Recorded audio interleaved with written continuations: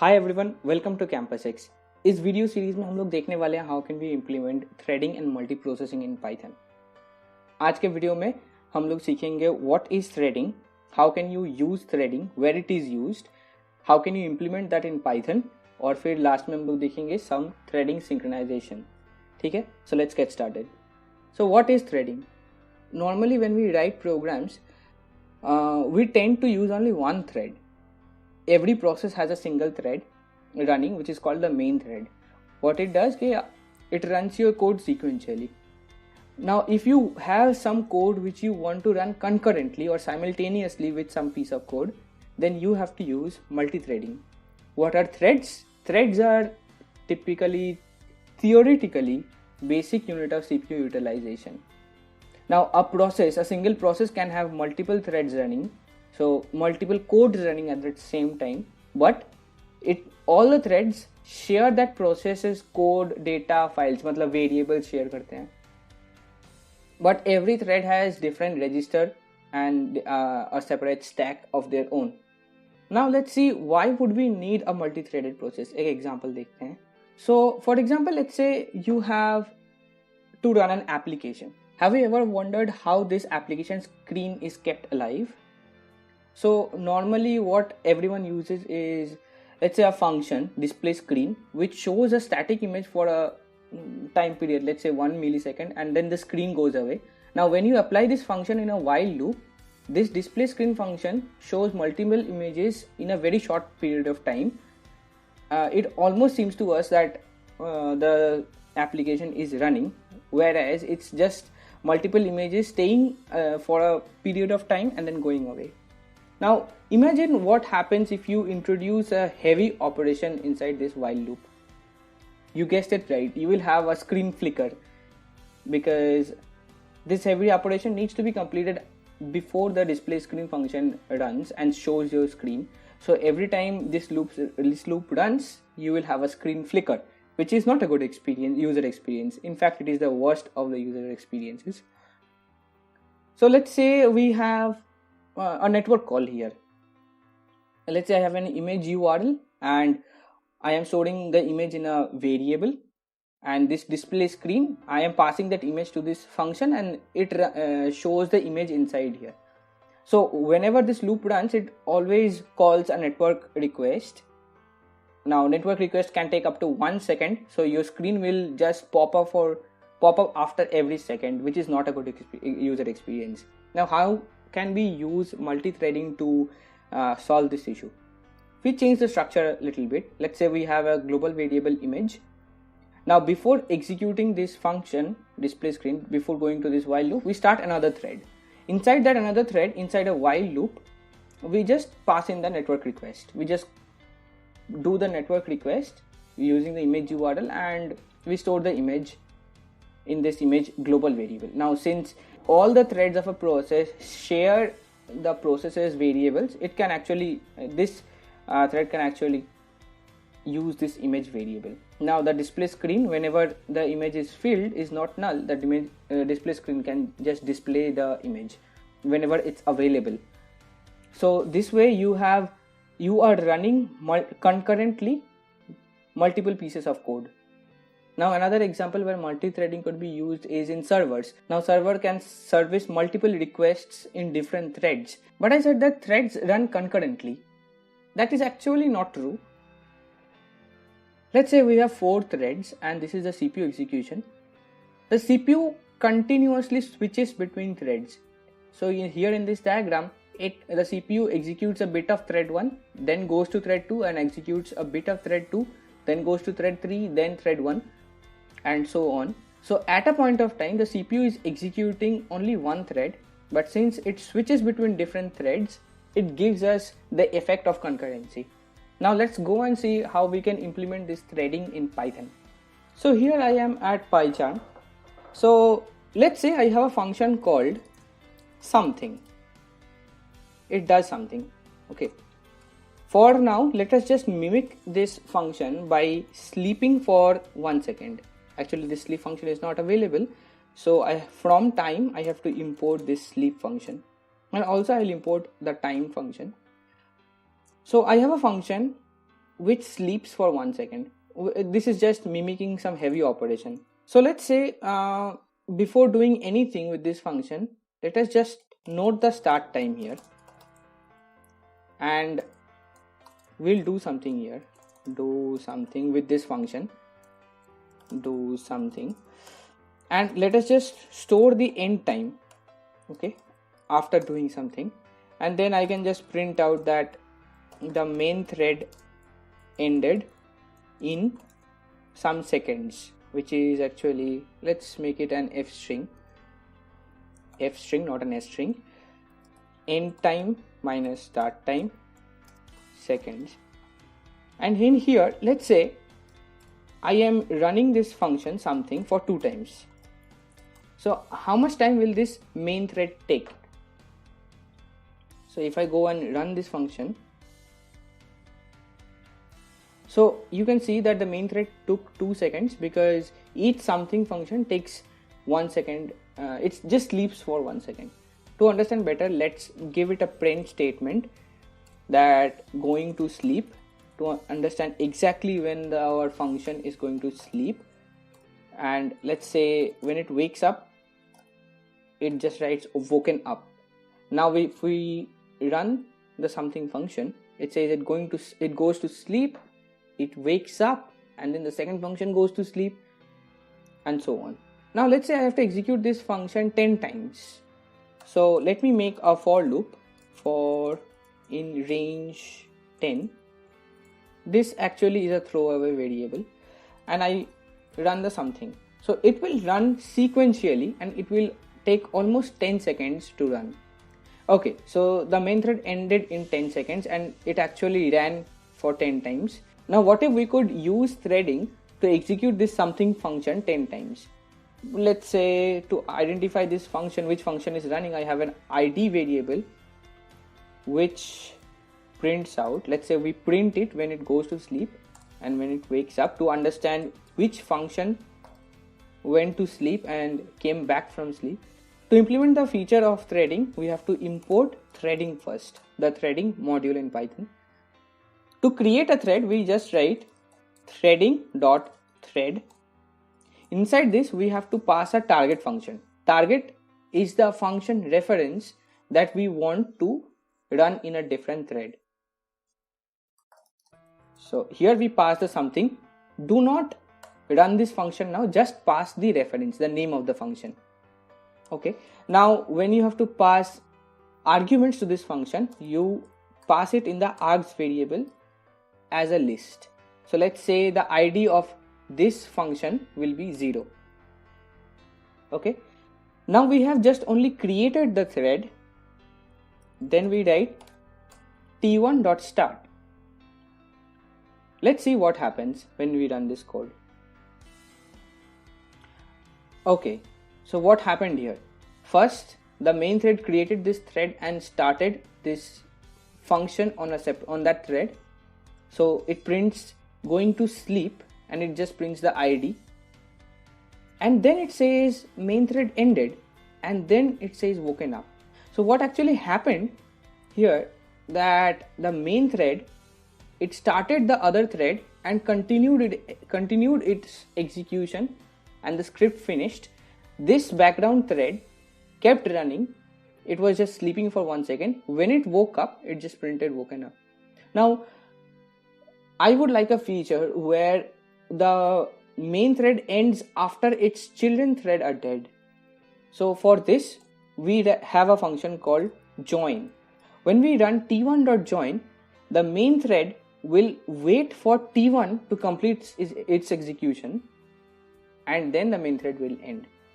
Now that we have this in place, let's run this. It says it's going to sleep, then it woke up, and the main thread ended in 1 second. Now let's create another thread and run the same function and in another thread to mimic that we are running multiple functions. And inside this args, I'm going to give it an id of 1. Then I do t1.start. Now notice, okay, sorry, not t1.start, t2.start. Now notice that I did not write t1.join after t1.start. Let's do t1.join here. So this is not actually what you want. So if you see how the main thread will proceed, so the main thread will create the t1, actually it starts the t1 thread, it waits for the t1 thread to complete, it starts the t2 thread, then it waits for the t2 thread to complete. This is sequential access and we actually don't want it. So therefore what we would want is this thing. We start both the threads at the same time and then we wait for both the threads. Now when we run this function, all the threads got kicked off at the same time and they woke up, and the main thread still ended in 1 second, not 2 seconds, which happened in the case of sequential access. Now, what if we would want to run this something function 10 times? Of course, let's make a list. Let's use a for loop. So let's make a list function. Let's make a list now, threads. Inside this, I'll use list comprehension to fill this list. So I'll be creating 10 threads to run 10 different functions, which will run something function, and its args will be something, let's not define it now, for I in range, let's say 10, and its ID is going to be I. I'll be deleting everything. So we are creating 10 threads. Now we have to start those threads. So for thread in threads, we do thread.start. Now the main thread will start all these threads and end. That is not what we want. So we want to use the join function to make the main thread wait till the children threads are they have finished execution. So what we do, thread.join here. You might be tempted to do this, but don't do this actually, because this will mean sequential access. So instead of doing this, you have to create another function where you have to write threads thread.join. So it starts all the threads, then it waits for all the threads to complete, and then the main thread finishes. Now let's run and see. All the threads got kicked off at the same time and then they woke up at the same time, and the main thread still finished in 1 second, not 10 seconds, which was the case of sequential access. So this is how you would use threading in Python. Now let's see some synchronization issues with threading. Let me demonstrate to you another example where we would want to synchronize threads. So let's say we were building an accounting software which has a variable called balance, and the balance initially has 200, whatever currency you want to interpret it as. So let's say we have two functions, one deposit, which just takes in an amount. Okay, for now I'm writing pass, and we have another function withdraw. It also takes an amount. Okay, now let's say we pass, just to get rid of the exception there, error there. Now let's say what this deposit does, it updates the balance. It increments the balance by this amount. So balance plus equal to amount. Let's say the main, okay, this balance variable cannot be accessed. So we have to write global balance because we want to use the global variable. That's why you have to use the keyword global. Let's say it does not add the amount once, it adds the amount, let's say 10 times. Okay, let's say 10 times. This is the special requirement of our deposit function, and same is the case with our withdrawal function. Here, instead of adding the amount, we just subtract the amount. Okay, 10 times. In fact, let's make a times variable, and it will run for the times that it's passed inside. So same is the case here, and times. Now what we would want to do is run these functions in different threads. Let's import the threading module, import threading. Now what we want is a different thread for executing the deposit function and a different thread for executing the withdrawal function. So let's say deposit thread is threading.thread and we pass the target as deposit. Do not run the function now because we just want to pass in the reference. The thread will run it when we start it. So inside the args, let's pass in the amount. Let's say I want to increment by 1 unit and let's say for 100 times. Similarly, let's create a deposit withdrawal thread. Now let's start these two threads. So deposit thread dot start, withdraw thread dot start, and let's join them. Deposit thread dot join and withdraw thread dot join. At last, print the balance. So let's run this and see what happens.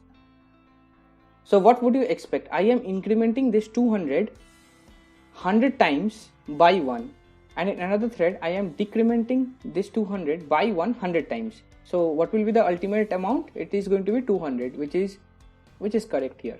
Let's say I increment this 100 to 1000. Let's say 10,000.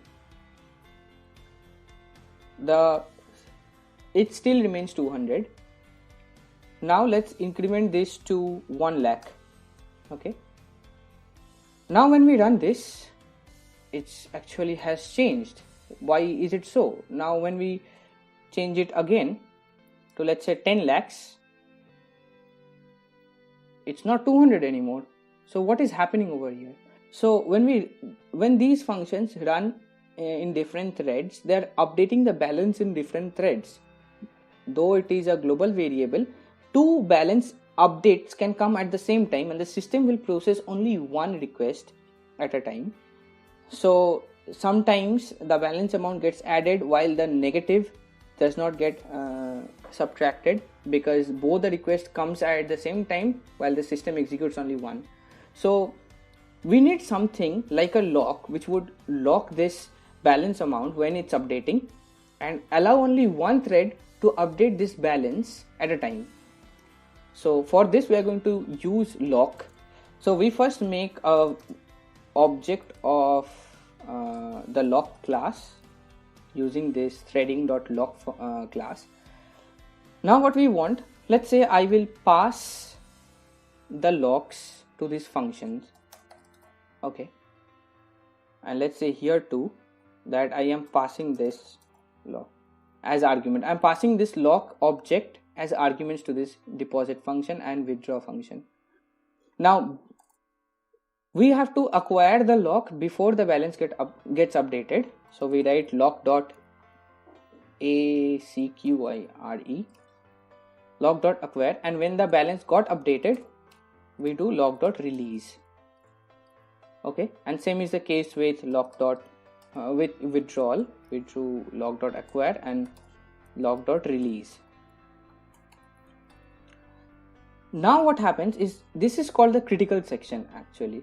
So this section will get run by one thread at a time. That means this balance will get updated by one thread at a time. So now let's run this. It's still at 10 lakhs. Now it's 200. Now if we lessen the value, it should actually print out 200.